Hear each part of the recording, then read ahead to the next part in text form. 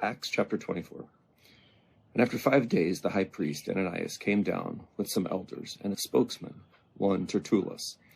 They laid before the governor their case against Paul, and when he had been summoned, Tertullus began to accuse him, saying, "Since through you we enjoy much peace, and since by your foresight, most excellent Felix, reforms are being made for this nation in every way, and everywhere we accept this with all gratitude.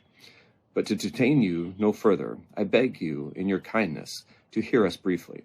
For we have found this man a plague, one who stirs up riots among all the Jews throughout the world and is a ringleader of the sect of the Nazarenes. He even tried to profane the temple, but we seized him. By examining him, you yourself will be able to find out from him about everything by which we accuse him." The Jews also joined in the charge, affirming that all these things were so. And when the governor had nodded to him to speak, Paul replied, "Knowing that for many years you have been a judge over this nation, I cheerfully make my defense.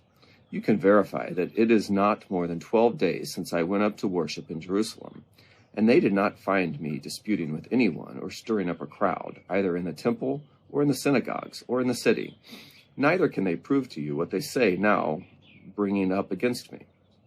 But this I confess to you, that according to the way which they call a sect, I worship the God of our fathers, believing everything laid down by the law and written in the prophets, having a hope in God, which these men themselves accept. And there will be a resurrection of both the just and the unjust. So I always take pains to have a clear conscience toward both God and man.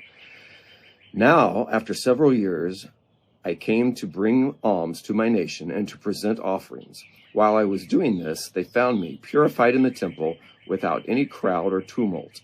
But some Jews from Asia, they ought to be here before you and to make an accusation, should they have anything against me. Or else let these men themselves say what wrongdoing they found when I stood before the council. Other than this one thing that I cried out while standing among them, it is with respect to the resurrection of the dead that I am on trial before you today." But Felix, having a rather accurate knowledge of the way, put them off, saying, "When Lysias the tribune comes down, I will decide your case." Then he gave orders to the centurion that he should be kept in custody, but have some liberty, and that none of his friends should be prevented from attending to his needs. And after some days, Felix came with his wife, Drusilla, who was Jewish, and he sent for Paul and heard him speak about faith in Christ Jesus. And as he reasoned about righteousness and self-control and coming judgment, Felix was alarmed and said, "Go away for the present. When I get an opportunity, I will summon you."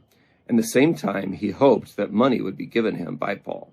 So he sent for him often and conversed with him.